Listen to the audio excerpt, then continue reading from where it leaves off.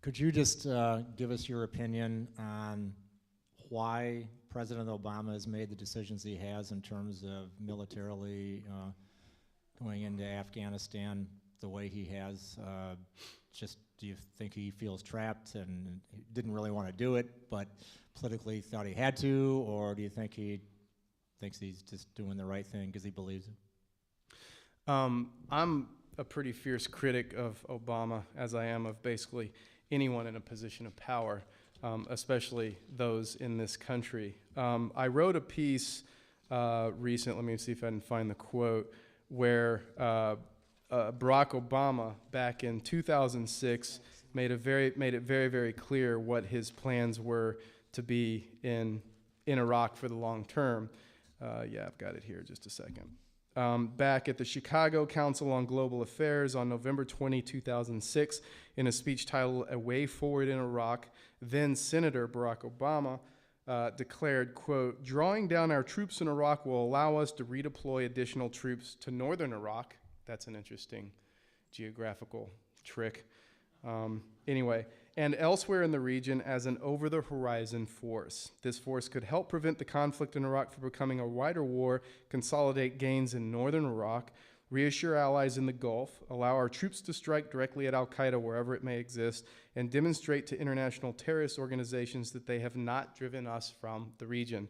Ergo, this is why when he became nominated to run for the Democrats, his immediate security advisors were talking about this 50,000 strong strike force.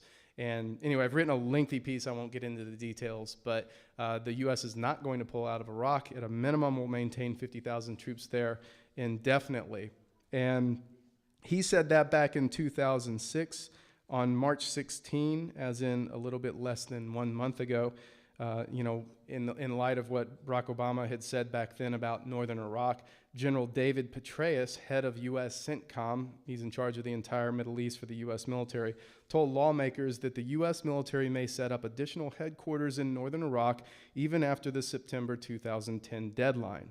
Petraeus said that putting a headquarters in northern Iraq was something we are looking at.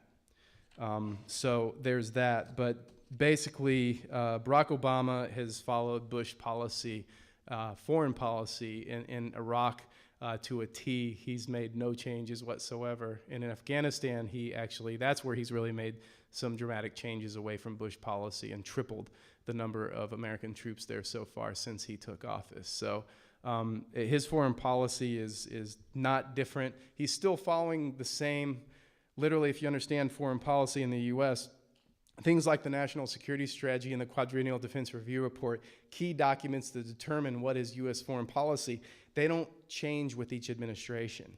This gives you an understanding of how the U.S. empire works. It really doesn't matter in regards to U.S. foreign policy. It doesn't matter much what administration comes in. You look at these documents, they just kind of carry forward with the agenda no matter who is the faceplate of the empire.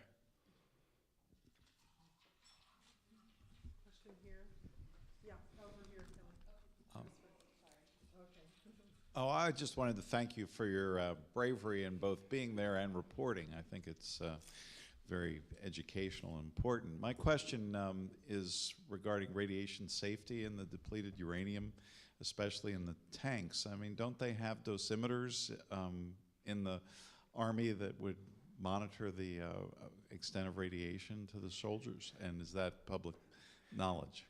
Well, you're being too logical, and we're talking about the U.S. military here. So, it's like the old thing about military intelligence, right? The oxymoron.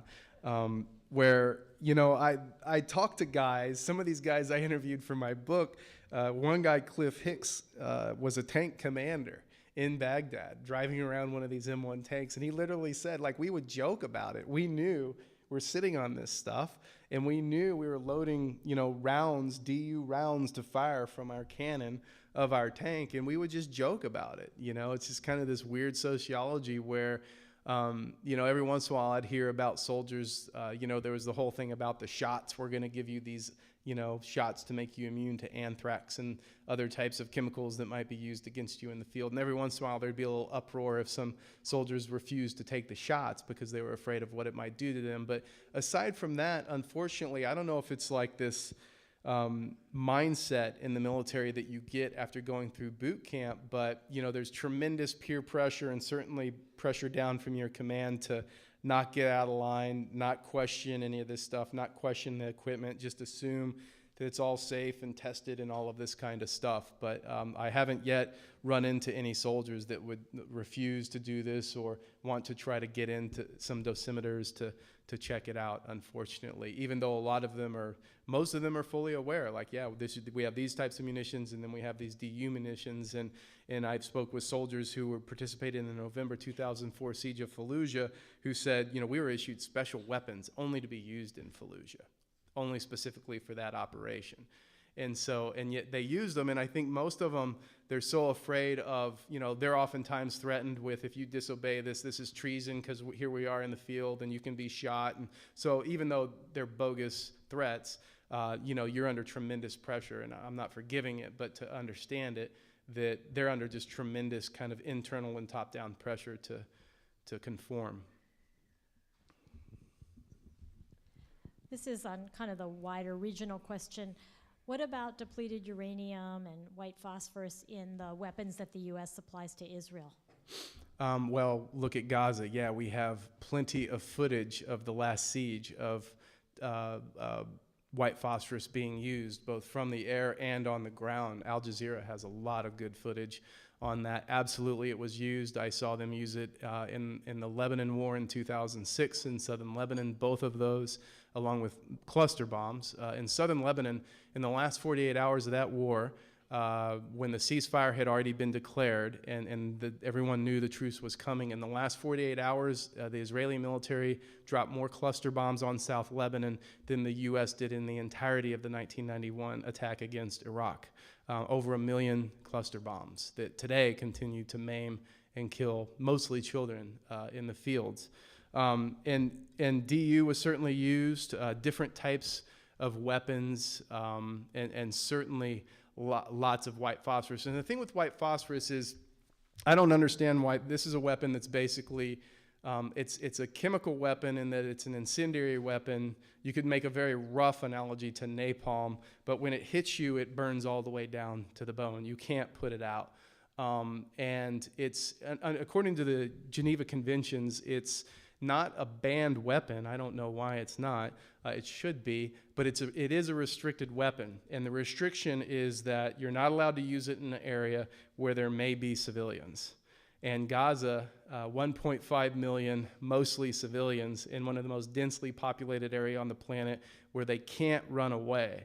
And this is particularly insidious because in places like Iraq, if the U.S. was going to do a large military operation, people at least knew they could probably leave, run out of the city, even if it meant sleeping on the dirt in the desert. At least you could get the heck out of there, But in Gaza, it's basically a giant open-air prison.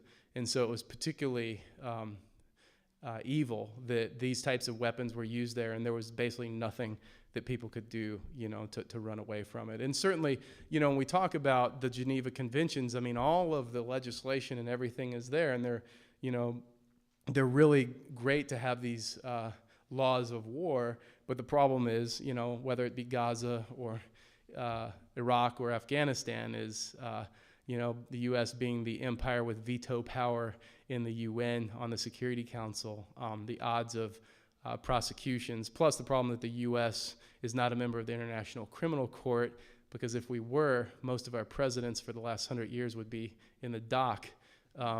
So that's a bit of a problem. We have time for one more question, a couple more questions.